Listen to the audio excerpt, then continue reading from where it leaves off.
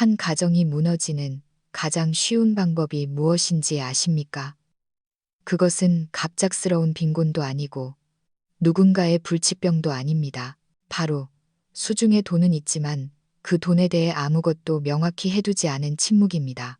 많은 분들이 칠순이 넘어서도 자신은 아직 정정하다고 믿으며 정리를 미룹니다. 아직 급할 것 없어. 나중에 천천히 생각하지. 하지만 진짜 문제는 당신이 준비를 했느냐 안 했느냐가 아닙니다. 당신이 모든 것은 나중에라고 미루는 그 순간에도 그 나중은 생각보다 훨씬 더 빨리 예고 없이 닥쳐온다는 사실입니다. 이것은 단순히 겁을 주려는 이야기가 아닙니다. 지금 제가 드리는 말씀은 우리 주변에서 어쩌면 바로 옆집에서 실제로 일어나고 있는 비극들입니다. 한번 생각해 보십시오. 멀쩡히 걸어서 병원에 들어갔던 가장이 쓰러졌는데 왜 병실 밖에서는 가족들이 서로에게 삿대질을 하며 싸우고 있을까요? 평생을 바쳐 자식에게 헌신했는데 왜 마지막에는 차가운 눈빛과 원망을 받게 될까요? 평생 안 먹고 안 입고 모은 돈인데 정작 생사가 오가는 결정적인 순간에는 아무도 그 돈을 꺼내 쓸 수 없게 되는 걸까요? 오늘 저는 여러분께 품위 있는 노후를 위해 반드시 짚고 넘어가야 할 세 가지 이야기를 들려드리고자 합니다. 만약 당신의 피 같은 돈이 가족 간의 계산기가 되고 당신의 존엄이 누군가에게 구걸하는 처지로 전락하는 것을 원치 않는다면 이 이야기를 끝까지 들어주셔야 합니다. 72살의 임선영 여사님 이야기를 먼저 해보겠습니다. 젊은 시절 교편을 잡았던 그녀는 온화하고 매사에 빈틈이 없는 분이었습니다. 남편과 일찍 사별하고 홀로 남매를 키워내며 성실함 하나로 서울 마포에 있는 지금의 아파트 한 채를 장만했지요. 퇴직 후 그녀는 비로소 한숨을 돌렸습니다. 시세 15억 원 정도 하는 아파트 한 채와 은행 예금 3억 원, 생활비는 매달 나오는 사학연금과 이자로 충당하며 사치스럽지는 않지만 안정적인 노후를 보내고 있었습니다. 그녀는 자신이 반듯하게 키운 자식들을 믿었습니다. 우리 애들은 착해서 돈 문제로 얼굴 붉힐 일 없어. 그녀는 늘 그렇게 말했습니다. 자신이 아직 유언이나 상속을 논할 만큼 늙지 않았다고 생각했기에 좀 더 살다가 나중에 정하면 되지 라며 차일피일 미루고 있었죠. 그러던 어느 겨울날이었습니다. 비가 추적추적 내리던 날, 임 여사님은 주방에서 미끄러져 후두부를 크게 부딪히고 말았습니다. 의식이 흐릿한 상태로 대학병원 응급실에 실려갔습니다. 의사가 수술 동의서에 서명할 보호자를 찾자 황급히 달려온 아들과 딸이 병상 앞에 섰습니다. 두 사람 모두 어머니를 걱정하는 기색이 역력했습니다. 하지만 간병 문제와 병원비 이야기가 나오자마자 분위기는 싸늘하게 식었습니다. 딸이 먼저 말을 꺼냈습니다. 오빠, 올케는 직장 다니느라 바쁘니까 내가 간병할게. 대신 오빠가 병원비랑 간병비 좀 더 부담해. 아들이 발끈했습니다. 너는 지금 일 안 하니까 시간이 남잖아. 나는 처자식 있고 회사 때문에 장기 휴가도 못 내. 내가 시간 쓰는 건 당연한 거지. 그걸 돈으로 계산하려 들어. 딸이 맞받아쳤습니다. 그럼 오빠는 장남인데 돈이라도 더 내야 하는 거 아니야? 걱정으로 시작된 대화는 순식간에 서로에 대한 비난과 냉전으로 바뀌었습니다. 임 여사님은 열흘간 입원해 있으면서 몸은 조금씩 회복되었지만 마음에는 씻을 수 없는 금이 가버렸습니다. 병상에 누워 자식들이 복도에서 언성을 높이는 소리를 들으며 그녀는 말문이 막혔습니다. 그녀는 깨달았습니다. 이 다툼이 갑자기 생긴 것이 아니라 오랜 세월 돈 문제를 명확히 하지 않은 침묵의 틈바구니에서 자라난 독버섯이라는 것을요. 퇴원 후 그녀는 처음으로 식탁에 앉아 자신의 재산 목록을 펴들었습니다. 그리고 스스로에게 물었습니다. 이 집은 누구에게 줄 것인가? 예금은 어떻게 나누는 게 공평할까? 내가 갑자기 떠나면 아이들은 정말 남남처럼 찢어질까? 주변 친구들에게 물어보니 준비 없이 손을 놓고 있는 건 자신뿐만이 아니었습니다. 에이, 설마 자식들이 그깟 돈 몇 푼 가지고 싸우겠어? 라고 방심했던 친구들. 하지만 현실은 달랐습니다. 평소엔 화목해 보이던 가정도 돈 문제가 개입되는 순간 가장 밑바닥의 갈등이 적나라하게 드러났습니다. 그녀의 지인 중 정 선생님이라는 분이 계셨는데 남편이 아무런 유언 없이 갑자기 세상을 떠나는 바람에 4명의 자녀가 유산 분쟁을 벌여 집이 법원 경매에 묶여 팔지도 나누지도 못하는 상황이라고 했습니다. 임 여사님은 그제야 뼈저리게 느꼈습니다. 미리 정리해두지 않으면 재산만 문제가 되는 게 아니라 피를 나눈 가족의 영까지 찢어놓을 수 있다는 것을요. 많은 어르신들이 유언장을 쓰는 것을 불길하게 여기거나 자식들이 섭섭해할까 봐 입을 다뭅니다. 하지만 시간은 우리를 기다려주지 않습니다. 당신이 말하지 않으면 당신이 말할 수 없게 되었을 때 자식들이 당신의 뜻을 멋대로 해석하게 됩니다. 그리고 그때의 해석은 곧 다툼의 씨앗이 됩니다. 분명히 해두는 것은 편애가 아닙니다. 진정한 공평함은 n분의 1로 똑같이 나누는 것이 아니라 합리적이고 투명하게 공개하는 데 있습니다. 임 여사님은 결국 변호사를 불러 공증유언장을 작성했습니다. 그리고 재산 설명서를 꼼꼼히 적어 믿음직한 장남에게 건넸습니다. 그 후 2 자녀를 따로 불러 앉혀놓고 담담하게 이야기했습니다. 집은 딸에게 주마. 대신 내 노후를 곁에서 돌봐다오. 예금과 주식은 너희 둘에게 똑같이 나눠주겠다. 이건 내 결정이니 서로 억측하지 말고 내가 편애한다고 의심하지도 마라. 그날 저녁 식탁의 공기는 무거웠지만 아무도 언성을 높이지 않았습니다. 나중에 임 여사님은 이웃에게 이렇게 말했습니다. 다 털어놓고 나니 오히려 속이 시원해. 아이들도 답을 얻었으니 서로 계산할 일이 없어진 거지. 우리 세대에게 돈 이야기를 꺼내는 건 금기시 되어 왔습니다. 하지만 현실은 돈 이야기를 하지 않는 것이야말로 감정을 가장 크게 다치게 합니다. 명확히 해두지 않으면 당신이 병상에 누워 꼼짝 못할 때 자식들이 서로 얼굴을 붉히는 지옥을 무력하게 지켜봐야 할 수도 있습니다. 마음은 느긋하게 먹되 준비는 철저해야 합니다. 유언은 죽음을 부르는 주문이 아니라 인생의 마지막 구간을 책임지는 관리 행위입니다. 요즘은 법적인 절차가 복잡하지 않습니다. 유언 공증, 신탁, 임의 후견 등 다양한 제도가 잘 마련되어 있습니다. 이런 것들을 미리 챙겨두면 가정은 흔들리지 않고 자식들의 어깨는 가벼워집니다. 가족을 사랑한다면 질서를 남기십시오. 추측을 남기지 마십시오. 재산을 어떻게 나눌지 미리 말해주는 것은 갈등을 조장하는 게 아니라 오해를 차단하고 가족의 정서적 질서를 지키는 가장 지혜로운 방법입니다. 첫 번째가 어떻게 나눌 것인가였다면 2번째는 어떻게 쓸 것인가입니다. 재산을 아무리 잘 나눠놔도 지금 당신이 돈을 잘못 쓰고 있다면 노후는 위태로워집니다. 현실 속 많은 노인들이 얼마 안 되는 노후 자금으로 자식들의 구멍 난 독을 메우느라 정작 자신의 안전망을 허물어뜨립니다. 본인은 먹고 입는 것을 아끼며 자식과 손주들에게 아낌없이 퍼주지만 선을 긋지 않으면 자식은 부모의 희생을 권리로 착각합니다. 결국 돈이 없는 게 문제가 아니라 내 돈을 내가 쓸 권리조차 잃어버리는 게 문제입니다. 76살의 박영감님 이야기를 해보겠습니다. 공기업에서 은퇴한 지 10년이 된 그는 평생을 규칙적으로 살아온 분입니다. 3자녀는 모두 출가했고 남들이 보기엔 매달 250만 원의 연금과 2억 원 정도의 예금, 그리고 30년 된 낡은 빌라 한 채를 가진 안정적인 노후처럼 보였습니다. 그는 혼자 사니 아껴야 한다며 2년 전 고장난 에어컨도 고치지 않고 선풍기로 버텼습니다.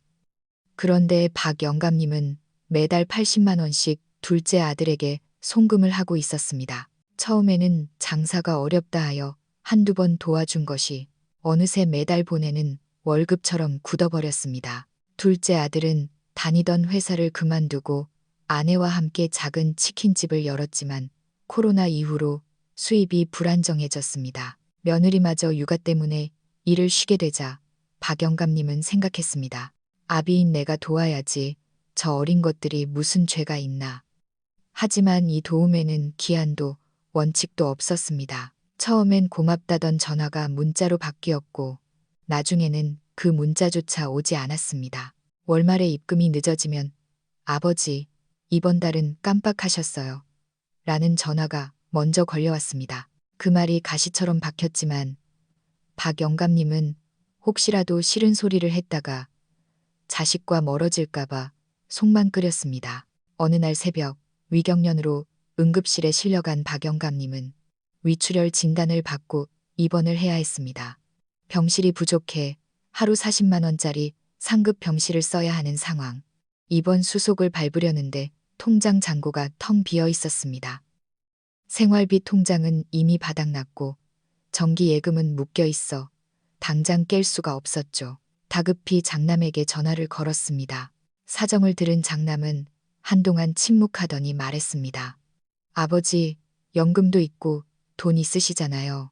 왜 병원비 낼 돈이 없으세요? 박 영감님은 말문이 막혔습니다. 자신은 뼈 빠지게 아꼈었지만 그 돈은 정작 자신을 위해 쓰이지 않았던 겁니다. 퇴원 후 장남은 아버지를 모시고 카페에 앉아 진지하게 말했습니다.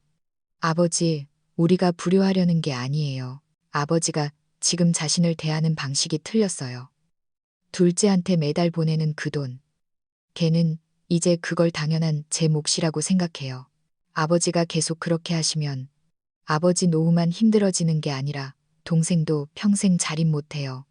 아들의 말은 전곡을 찔렀습니다. 많은 부모들이 젊어서 고생하며 자식에게 모든 걸 바쳤듯 늙어서도 그 습관을 버리지 못합니다. 하지만 다 큰 자식에게 계속해서 손을 내밀게 하는 건 돕는 게 아니라 그들이 삶의 무게를 짊어질 기회를 빼앗는 것입니다. 돈을 쓰는 건 잘못이 아니지만 잘못된 곳에 쓰면 나와 자식 모두를 망칩니다. 그날 이후 박 영감님은 결단을 내렸습니다. 첫째, 매달 보내던 80만 원 송금을 끊었습니다. 인연을 끊는 게 아니라 정기적인 지원을 중단하고 정말 위급할 때만 돕기로 원칙을 세웠습니다. 둘째, 통장을 생활비 통장과 비상금 통장으로 쪼개고 비상금은 자신을 위한 병원비와 간병비 목적으로 묶어두었습니다. 셋째, 침대 머리맡에 메모를 붙였습니다. 내 돈은 내가 품위 있게 살기 위해 존재하는 것이다. 그는 에어컨을 새로 달고 일주일에 한 번 가사 도우미를 부르고 복지관에 등록해 건강체조와 서예를 배우기 시작했습니다. 한 달 뒤 둘째에게서 전화가 왔습니다. 아버지, 이번 달 돈이 안 들어왔는데요. 박 영감님은 차분하게 대답했습니다. 손주들도 컸으니 너희 부부도 이제 각자 일을 찾아서 해라. 내가 도와준 건 너희가 일어설 때까지였지. 평생 업고 가겠다는 뜻은 아니었다. 수화기 너머로 긴 침묵이 흐르더니 기어 들어가는 목소리가 들렸습니다. 알겠습니다. 예전의 당당함 대신 미안함과 이해가 섞인 목소리였습니다. 자식은 부모가 우산이 되어주길 바라지만 너무 오래 씌워주면 빗속을 걷는 법을 잊어버립니다. 노년의 돈은 당신의 일상, 의료비, 그리고 마음의 평화를 위해 최우선으로 쓰여야 합니다. 자식의 결핍을 메우는데 당신의 노후를 갈아넣지 마십시오. 재정적인 선을 긋는 것은 냉정이 아니라 자식이 두 발로 서게 만드는 참된 교육입니다. 줄 수는 있지만 버릇을 들여선 안 됩니다. 당신이 밥을 사 먹을 수 있고 아플 때 병원비를 내고 필요할 때 사람을 쓸 수 있어야 그것이 진짜 어른의 기품입니다. 사랑은 끝없는 희생이 아니라 서로 지켜야 할 선을 지키는 것입니다. 당신은 자식의 현금 인출기도 119 구조대도 아닙니다. 세 번째로 가장 중요한 것. 하지만 의외로 많은 분들이 놓치는 것이 있습니다. 바로 정보를 남기는 것입니다. 당신이 어떤 통장을 가지고 있는지, 보험은 어디에 들어있는지, 비밀번호는 무엇인지, 당신 머릿속에만 있는 이 정보들이 당신이 쓰러지는 순간, 가족들에게는 가장 풀기 어려운 수수께끼가 됩니다. 78살의 최민석 씨 이야기를 해보겠습니다. 젊은 시절 건설 현장 소장으로 일했던 그는 숫자에 밝고 셈이 빠른 분이었습니다. 은퇴 후 주식과 외환 투자에 재미를 붙여 내 노후는 내가 책임진다며 큰 소리를 치셨죠. 실제로 그는 자산 관리를 잘했습니다. 자녀들에게 손 벌리지 않았고 자신의 금융 정보를 아내에게조차 철저히 비밀로 했습니다. 통장이 몇 개인지 어느 증권사에 돈이 있는지 아무도 몰랐습니다. 그는 그게 안전하다고 믿었습니다. 그러던 어느 날 욕실에서 뇌졸중으로 쓰러지셨습니다. 다행히 골든타임을 놓치지 않아 목숨은 건졌지만 의식은 돌아오지 않았고 중환자실에서 긴 투병을 시작해야 했습니다. 의사는 앞으로 긴 재활과 간병이 필요하니 자금을 준비하라고 했습니다. 그제야 아내는 집안 곳곳을 뒤지기 시작했습니다.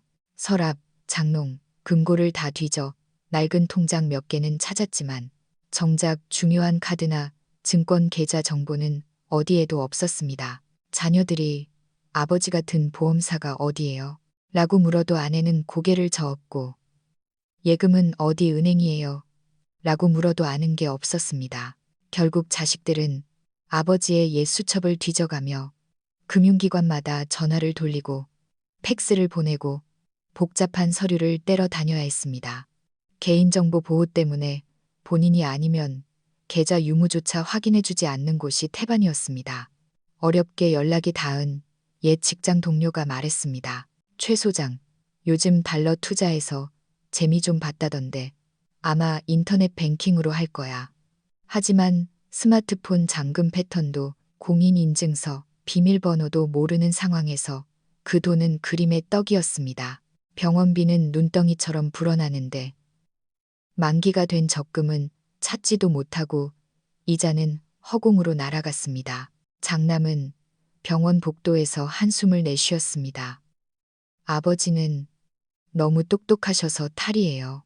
머릿속에 다 넣어두고 자물쇠를 채워버리셨으니 이제 그 머리가 아프시니까 우리는 아무것도 할 수가 없잖아요. 이런 일은 너무나 흔합니다.